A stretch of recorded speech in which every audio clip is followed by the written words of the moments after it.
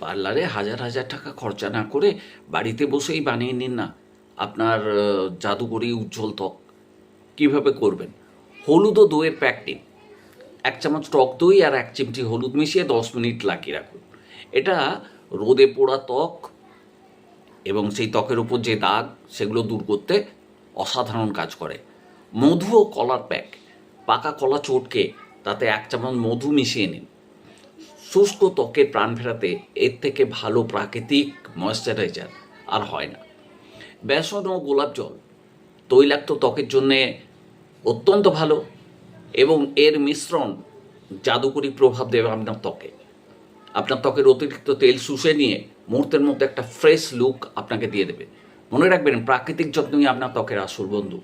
সপ্তাহে অন্তত 2টো দিন এই প্যাকগুলো ট্রাই করতে পারেন। এমন অনেক জাদুকরি টিপস পেতে এখনই ফলো করুন ন্যাচারাল হোমিওপ্যাথি।